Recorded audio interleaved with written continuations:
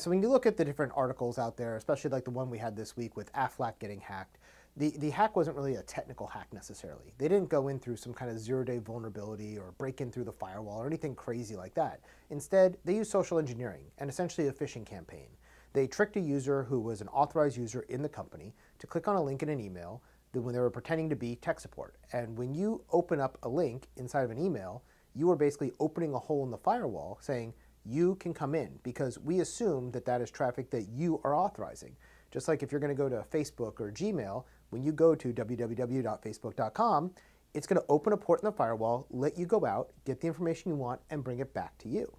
So to keep bad guys out, we use things like firewalls and web application firewalls and unified threat management systems and all these different high-tech tools.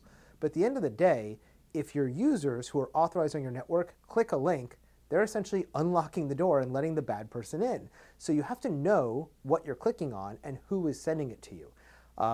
The interesting thing is when you look at things like social engineering and phishing campaigns, they are super highly effective. I worked as a penetration tester for a couple of decades, and I will tell you that 9 out of 10 times the way we're going to get in is through social engineering. Could we get in through a technical hack? Yeah. But honestly, it's a lot more time consuming. It's a lot more difficult. It's a lot more expensive, because if I'm going to get a zero-day vulnerability for an iOS iPhone device, that can be $1 million on the black market. But a phishing attempt is me just sending you an email and hoping you're going to click the link because I pretended to be from PayPal or LinkedIn or Bank of America or something else that I assume you're using, because those are big services that most people use, and I can trick you to click on that link.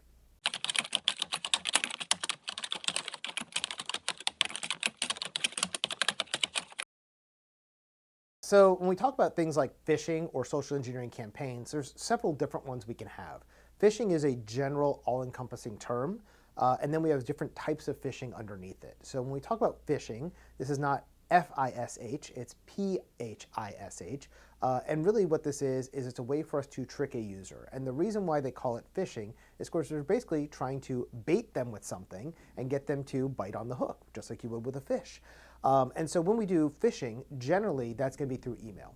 When we talk about a generic phishing campaign, that's where I'm going to send out an email to hundreds of thousands or millions of users. So I might get a bunch of email addresses I found on the dark web or just scraping the internet and finding these email addresses. And then I'm going to send out a message to them saying, oh, hey, your PayPal account, the password needs to get reset, or your LinkedIn account, you need to log in and accept this invite, or something like that, where the chances are you probably have a PayPal account. The chances are you probably have a LinkedIn account, right? I'm not going to say, Jason Savings and Loan Bank, because how many people actually have an account there? They're like, oh, I don't have an account there, I'm not going to open this email. But if I do Bank of America, it's one of the 4 largest banks in America. About 25–30% of the population has a Bank of America account. I personally don't, so if you send me that, it's not going to work on me, but a lot of people listening to this probably have a Bank of America account, right? Same thing with Chase or Citibank or any of the others, because we have such a consolidation that's happened. And so generally when we see these phishing campaigns, they're around a big, well-known brand, something like LinkedIn, Facebook, Amazon, all those are very common, Walmart even, and they're trying to get people to believe the email came from those companies, but they didn't. They just look like they came from that company. And so when you click that link, it's going to do whatever it is that they're trying to do, whether it's access your computer, install some software, steal some information, get you to go to their website to enter your password as if you're logging in, even though it's their site, not Amazon's site, and then take over your account that way.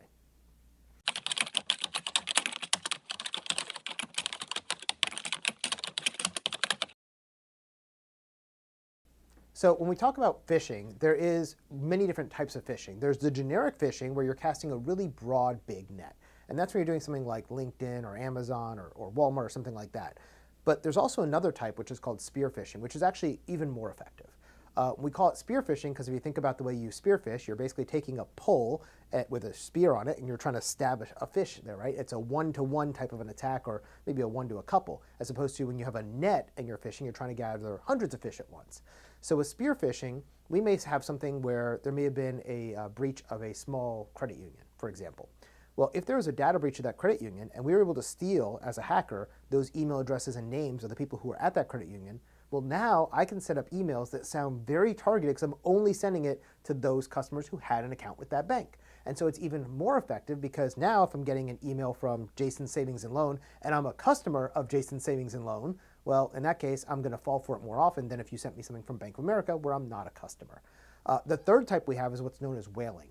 And the reason we call it whaling is just like the casinos in Vegas, they always go after the whales, the big players.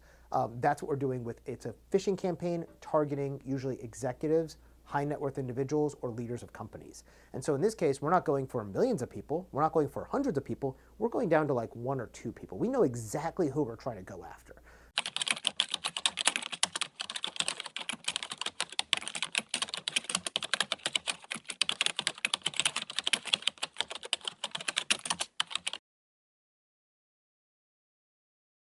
So we look at an event like this, it really isn't the fault of the technology team, the CSO or the CTO, or even the IT and cybersecurity folks, right? They've done what they're supposed to do. They've patched the systems, they've configured the systems, they've set up the firewalls. In this case though, because it's social engineering, the fault of this attack is whoever ended up falling for this attack, right? And so the best way to solve this is not a technical solution. It's training and education of your employees. The way we always look at cybersecurity is it's not just the cybersecurity team's job. It's the entire organization's job, because I can do the best I can in doing all the technical security, but if you still go ahead and click on that link, it's still going to let the bad guy in, right? And so, if I think about my office building, at the end of the day, I'm going to go and lock all the doors and turn on the alarm system so nobody can break in. And I can do all of that.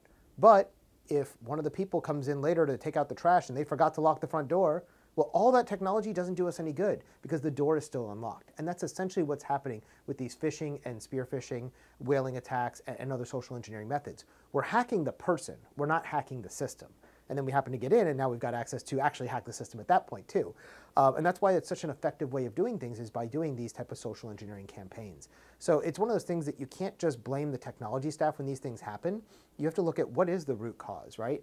And sometimes it is the technology staff. I mean, if you go back to the Equifax breach back in 2017, which was one of the largest data privacy disasters we've had in America, and you look at what caused that, it was the fact that they did not update their software. It was a technical attack. It wasn't spear phishing, it wasn't whaling, it wasn't any kind of social engineering attack. It literally was a vulnerability in the software that was known about for months that they didn't bother to patch.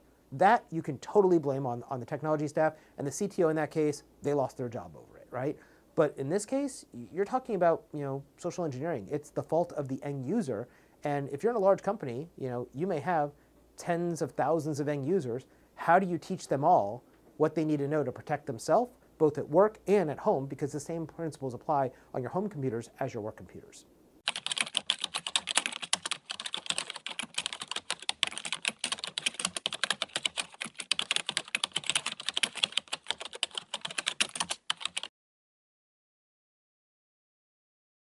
So when it comes to an issue like this, the company has to stop and take a look and say, what can we do to prevent this next time, right? And this isn't just that company, it's pretty much any company.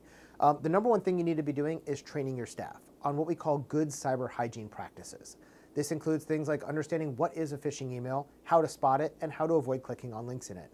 This involves making sure that they're patching their systems, especially if it's a home device. Are they updating the software and their antivirus? Because most of us are working in a hybrid or remote environment these days where we may be working in the office, but then we go home and check our email from our home computer. Well, if you have vulnerabilities on your home computer, those can be attacked as well, right? And so you now become the weak link. So we want to make sure you know how to take care of your own computer. We want to make sure you're doing good password management. So are you using a different password for every single site? Are you using long, strong passwords that are 15 or 20 characters long with uppercase and lowercase and special characters? Are you using passkeys if those are available? Are you using multi-factor authentication if those are available? All of these are things we want to train our users on. And this is kind of the biggest thing that's difficult when you're dealing with a lot of companies is they're like, well, we don't want to spend the hour or two it's going to take per year to train our folks. But it's like, you know what, that 2 hours of them in class is going to be way more valuable to you than having to clean up a mess. In fact, we've done numerous studies have been done over the last 15 and 20 years, and every single time they've shown that the number one thing that you can get the best return on investment in your cybersecurity program is training your end users. And when I talk about your end users, I'm not talking about your system administrators. I'm not talking about your IT staff. I'm talking about the secretaries, the janitors, the worker bees, the account executives, the salespeople. All those folks are the ones who need this training because they need to understand what can they do and what should they be doing to protect themselves and protect the organization, because it costs a lot more money to clean up the damage than it does just to train somebody up front.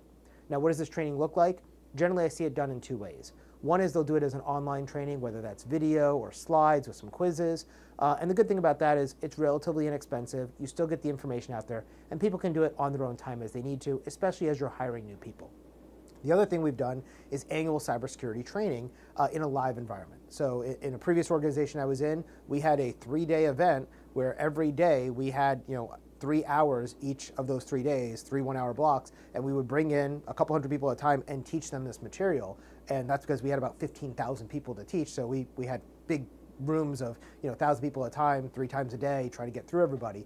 It's much harder to do that because you got to get everybody physically in a place, but it is more effective because they're actually paying attention to you. I find a lot of times with online training, people are off doing something else, especially if they're in like an online Zoom. They're just playing and doing their email instead of paying attention to the stuff. So it's one of those things you're going to get out of it, what you're going to put into it. And if you're getting cybersecurity insurance, a lot of companies will require you to do this annual training every year for all of your staff to maintain that policy.